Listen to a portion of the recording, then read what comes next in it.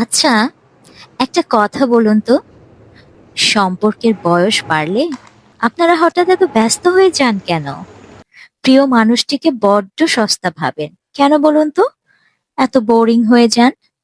রোজ নিয়ম করে তার সাথে ২-৪ টা সাংসারিক কথা বললেন, ব্যাস এতেই শেষ। কেন?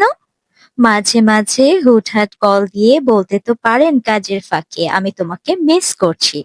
তোমার কথা খুব মনে পড়ছে।" কিংবা সহজ ভাষায় এটাও তো বলতে পারেন, "ভীষণ ভালোবাসি তোমায়।" সম্পর্কের যত্ন নিতে শিখুন ম্যাডাম অথবা স্যার। শখের মানুষটিকে নিজের সর্বোচ্চটা দিয়ে আগলে রাখুন। সম্পর্ক ভাঙার সবচেয়ে বড় কারণ হলো এই ধরনের টুকটাক অবহেলা।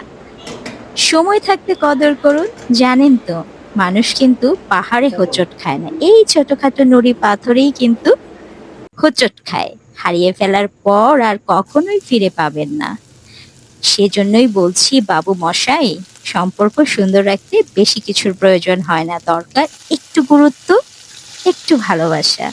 আর ঠিক এরকম সম্পর্কের গুরুত্বটা ঠিক রাখতেই আমি কিন্তু বেছে নিয়েছি এই অভিনব উপায়। যখনই দেখা যায় একটু ফ্রি টাইম পাওয়া যায়, তখনই আমি চেষ্টা করি এভাবে বাসায় কোনো একটা উৎসব আয়োজনের মতন করতে, পছন্দের কারো খাবার রান্না করা। এটা তো একটা দারুণ একটা ব্যাপার, তাই না? আমরা তো যারা ভোজন রসিক, আমাদের কাছে এটাই অনেক বড় ব্যাপার। এবং ছোট সদস্য থেকে ধরে বড় সবাই আমাকে হেল্প করে থাকে। তো এই তো আপনারা দেখেছেন, বাটারের মধ্যে আপনারা কিন্তু গার্লিক জিঞ্জারটাকে টস করে নিতে পারেন, দারুণ একটা ফ্লেভার আসবে।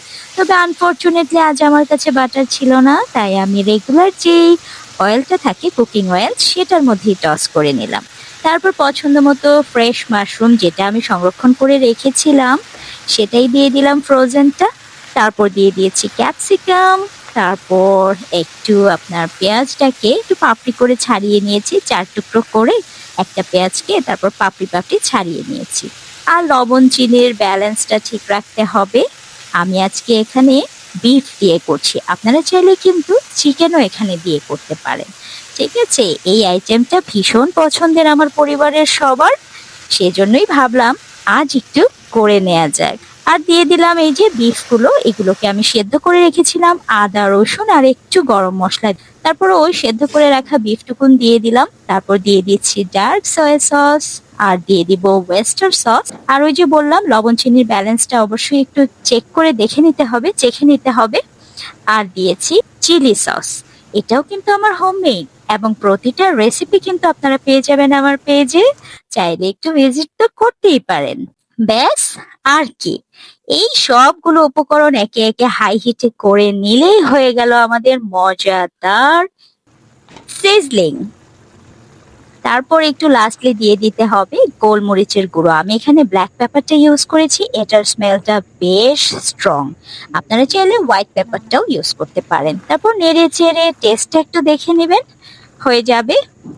আমি সার্ভ করছি আজকে পাস্তা দিয়ে, এবং এই পাস্তাটাও তো আমার বাসায় বানানো, আপনারা নিশ্চয়ই দেখেছেন।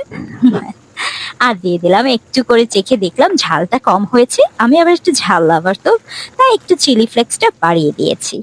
এই তো চলে এলো সার্ভিং এ, সবাই মিলে একদম মিলটা রেডি করেছি। আমার ছোট বাচ্চাটাও পাস্তাটা তৈরি করছিল। আপনাদের সঙ্গে তো আমি ভিডিওতে সবটাই শেয়ার করেছি।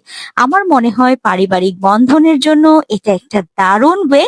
সবাই অনেক মজা পায়, বাচ্চারা তো মানে কি বলবো, অনেক হ্যাপি থাকে যখন আমি এভাবে কোনো একটা আয়োজন করি এবং সবার মধ্যে কাজটা ভাগ ভাগ করে দেই। তো এই তো টেবিলে চলে এসেছে গরম গরম খাবার, আমরা আমাদের মিলটা এনজয় করছি। আশা করছি পুরো রেসিপিটি আপনাদের ভালো লেগেছে বরাবরের মতো। যদি ভালো লেগে থাকে অবশ্যই একটু লাইক, কমেন্ট, শেয়ার করে পাশে থাকতে পারেন। তো আজকের মতো এখানেই বিদায় নিয়ে নিচ্ছি। গরম গরম আমরা এখন আমাদের মিলটি সার্ভ করে নিয়েছি, এখন একটু খাবার পালা। তো সেটাই আমরা চেখে নিচ্ছি, টেস্ট করে নিচ্ছি, খেয়ে নিচ্ছি। আজ এখানেই বিদায় নিয়ে নিচ্ছি। আল্লাহ হাফেজ, ভালো থাকবেন সবাই, দেখা হবে পরবর্তী কোনো ভিডিওতে। আর যদি কোনো রকম কোনো কোয়েরি থাকে তাহলে অবশ্যই আপনারা কমেন্ট করতে পারেন। আমি অবশ্যই আপনাদেরকে জানানোর চেষ্টা করব। আর ও হ্যাঁ, এই যে কেকটা যে বানিয়েছিলাম ১ম দিকে, লাস্টে তো আমরা একটু ডেজার্ট চেখে দেখছিলাম। দেখুন আমার আম্মা কি করছে। সবাই মিলে একসঙ্গে বললাম যে, "আসো, একটু ভিডিও করতে, করতে খাবো, মজা হবে, একটু মেমোরিও থেকে যাবে।" আর এই যে দেখেন আমার মা আ মানে নিতেই পারছে না চামচে করে। তো যাই হোক, থ্যাংকস ফর ওয়াচিং।